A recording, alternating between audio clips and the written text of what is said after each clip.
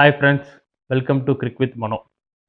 Negativity அப்படிங்கிற word இன்னைக்கு இல்லாத இடமே இல்லை. அந்த அளவுக்கு ஒவ்வொரு தனிநபர்கிட்டையும் இல்லை குரூப் ஆஃப் பீப்புள்கிட்டையும் சூழ்ந்து கிடக்குது நெகட்டிவிட்டி. இந்த சேம் நெகட்டிவிட்டி நம்ம ஸ்போர்ட்ஸ்லேயும் இருக்குது. அது எக்ஸாம்பிளுக்கு ஐபிஎல்லாம் பார்த்தீங்கன்னா அவ்வளோ சண்டை, அவ்வளோ நெகட்டிவிட்டி. ஐபிஎல் வர்றதுக்கு முன்னாடிலாம் இந்தியா மேட்ச் எல்லாரும் ஒற்றுமையாக பார்ப்பாங்க.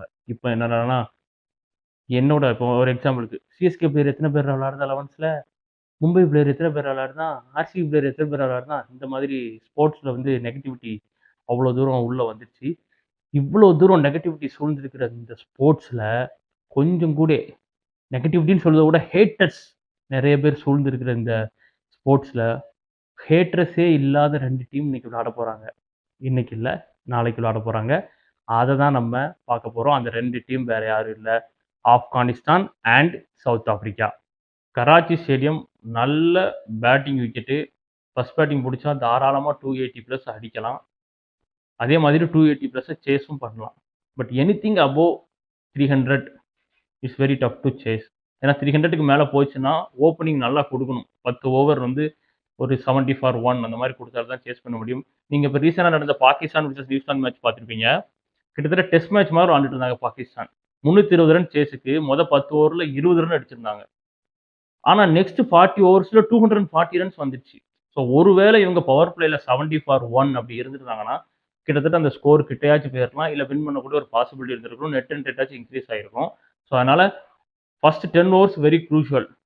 ஒன்று விக்கெட்டை விடாமல் ஆடணும், இல்லைனா அதிரடியாக ஆடி ஒரு 80 ஃபார் 1, 90 ஃபார் 1 அந்த மாதிரி இருக்கணும். அந்த மாதிரி ஷாட் இருக்கும் பட்சத்தில் 320 கூட வந்து சேஸ் வந்து நம்மளால் பண்ண முடியும் இந்த கிரவுண்டை பொறுத்த வரைக்கும். பிச்சில் பெரிய டிமாண்ட்லாம் இல்லை. ஆனால் நான் முதலே சொன்ன மாதிரி ஒன்று சொல்கிறேன், இந்த ரஷீத் கான், நூர் அகமத் இந்த மாதிரி பிளேயருக்கெல்லாம் எந்த பிச்சாக இருந்தாலும் நல்லா போடுவாங்க. அவங்க வந்து பெரும் குடைச்சல் வந்து நாளைக்கு சவுத் ஆப்பிரிக்கா பேட்ஸ்மேனுக்கு வந்து கொடுப்பாங்க. ஆப்கானிஸ்தான் டீமை பற்றி பார்க்கறதுக்கு முன்னாடி த ரைஸ் ஆஃப் ஆப்கானிஸ்தான் அப்படிங்கிற டைட்டில் கொடுத்து பார்த்தா இன்னும் கொஞ்சம் நல்லா இருக்கும். ஏன்னா ஒரு கிரிக்கெட் டீம் வந்து அசோசியேட் நேஷனாக இருந்து டெஸ்ட் நேஷனாக வாங்குறது அவ்வளோ ஈஸி இல்லை. அப்படியே டெஸ்ட் நேஷன் வாங்கினாலும் கன்சிஸ்டண்டாக அதை தக்க வச்சுக்கிறதுங்கிறது 3 ஜென்ரேஷன் 4 ஜென்ரேஷன் ஆகும். சில டீமுக்கெல்லாம் 4 ஜென்ரேஷன் ஆகியும் ஸ்டில் பார்த்தீங்க அப்படின்னா இன்னுமே அவங்க வின் பண்ணால் வந்து அப்செட் தான் சொல்லிட்டு இருக்காங்க. இப்படி இருக்கிற டைமில் ஆப்கானிஸ்தான் ஒரு 2009க்கு மேலே தான் மெதுவாக வராங்க. ஆனால் அவங்களோட வளர்ச்சி பார்த்தா அவ்வளோ குயிக்காக அவ்வளோ இதாக இருக்குது. இத்தனைக்கும் அவங்களுக்கு சொந்தமான கிரவுண்டு கிடையாது. பாகிஸ்தானில் கொஞ்சம் மேட்ச் விளாண்டுருக்காங்க, துபாயில் கொஞ்சம் மேட்ச் விளாண்டுருக்காங்க, ரீசெண்டாக இந்தியா சப்போர்ட் பண்ணி இந்தியாவில் கொஞ்சம் மேட்ச் விளாண்டுருக்காங்க. அவங்களுக்கு ஹோம் கிரவுண்ட் கிடையாது.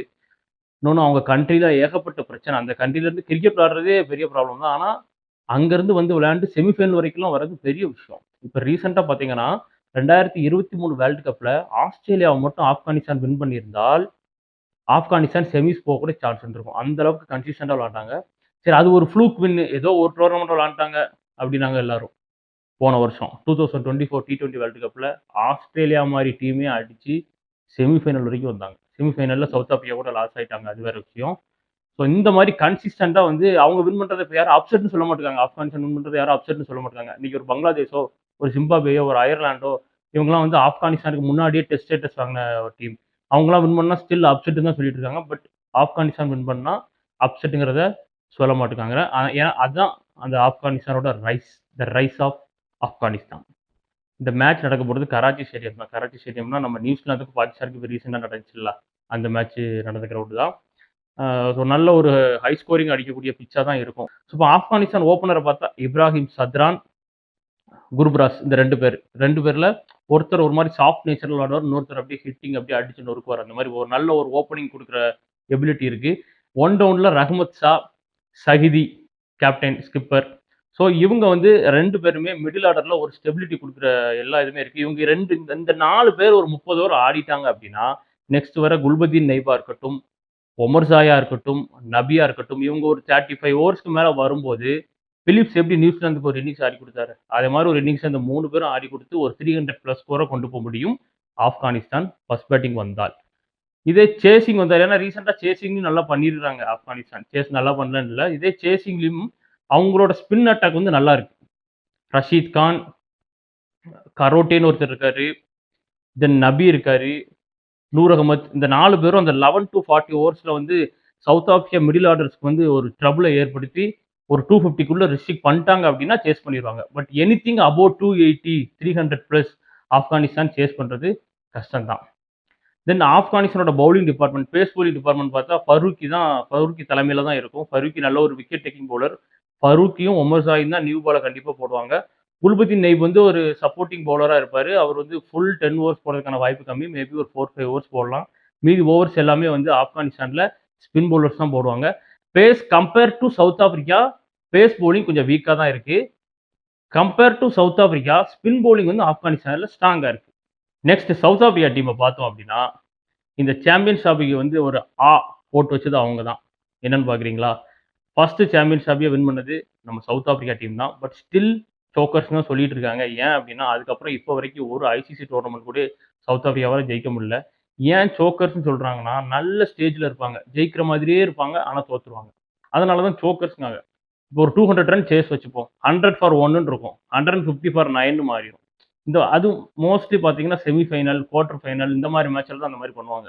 ஒரு பிரஷர் அதிகமா வரும்போது, அப்படி கொலாப்ஸ் ஆயி தோத்து போயிருவாங்க. ஸோ, அதனாலேயே பயந்து அவங்க நெறைய மேட்ச் வந்து சேஸ் எடுக்க மாட்டாங்க. ரீசென்ட்டா அந்த 2023 வேர்ல்ட் கப் பத்தி நான் பேசியே ஆவணும்.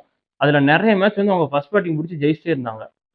ஸோ, ஓ செமி ஃபைனல் என்னாச்சு அப்டின்னா, அது ஒரு பியூர் பவுலிங் பிட்ச். ஃபர்ஸ்ட் 30 ஓவர்ஸ்க்கு வந்து பவுலிங் அவ்ளோ சூப்பரா இருக்கும்னு பிட்ச் ரிப்போர்ட் சொல்லியும், அந்த சேசிங் பயத்தால பவுமா என்ன பண்ணாரு அப்டின்னா, சூஸ் டூ பேட் அப்டின்னு சொல்லிட்டு ஒரு 220யோ சம்திங்கோ அவ்வளோதான் அவங்களால டோட்டல் போஸ்ட் பண்ண முடிஞ்சுச்சு. அதில ஒரு ஃபைட் பண்ணாங்க. பட் இருந்தாலும் லாஸ் ஆயிட்டாங்க. மேபி அந்த மேட்ச சேஸ் பண்ணியிருந்தால் ரிசல்ட் வேற வரதுக்கு ஒரு வாய்ப்பு இருந்திருக்கும். பட் இங்க வந்து அப்படி இல்ல. ஆப்கானிஸ்தான் கூட ஒரு 3 மேட்ச் இவங்க ஜெயிச்சிருக்காங்க. அந்த 3 மேட்சுமே வந்து சேஸ் பண்ணி தான் ஜெயிச்சிருக்கிறதுனால, இன்னைக்கு சேஸ் எடுக்கிறதுக்கும் சூஸ் டூ பவுல் அப்படின்னு சொல்றதுக்கும் வாய்ப்பு இருக்கு. பட் சவுத் ஆப்பிரிக்காவ பொறுத்தவரைக்கும் சேஸ்ல கொஞ்சம் கேஸான டீம் தான். அதனால அவங்க வந்து பேட்டிங் எடுப்பாங்களா, பவுலிங் எடுப்பாங்களா அப்படிங்கிறத பொறுத்திருந்து தான் பார்க்கணும். இப்ப நம்ம டீமுக்கு வருவோம்.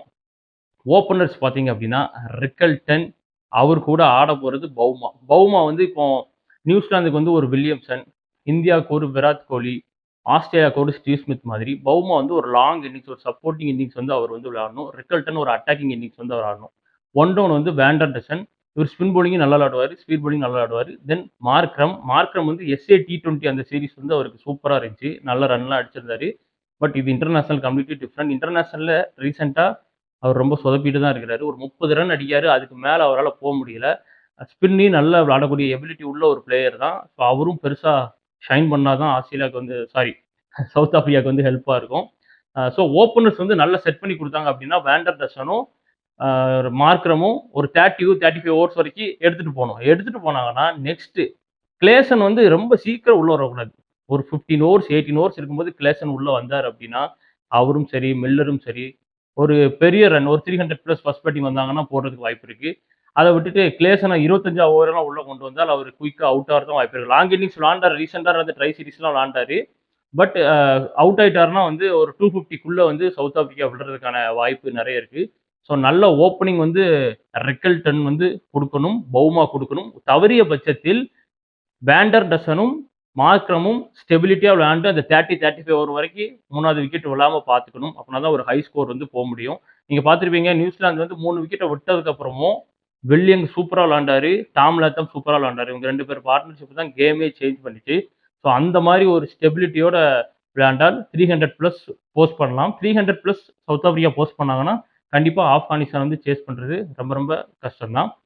தென் இவங்களோட இதுக்கு கீழ இப்போ மல்டர்ன்னு ஒரு பிளேயர் வந்து கண்டிப்பா இவங்க எடுப்பாங்க. ஏன்னா, மல்டரான்னு கேட்டா, ஸ்டப்ஸ் ரீசென்ட்டா நல்லா தான் பெர்ஃபார்ம் பண்ணிட்டு இருக்காரு. மல்டர் இப்ப ரீசென்ட்டா நடந்த ட்ரை சீரிஸ்ல சூப்பரா பெர்ஃபார்ம் பண்ணிட்டு இருக்காரு. மல்டர் வந்து பவுலிங் எபிலிட்டி இருக்கிறதுனால, இவங்க நம்பர் 7 பிளேயரா மல்டர்ல தான் போவதற்கான சான்சஸ் ஆர் ஹை.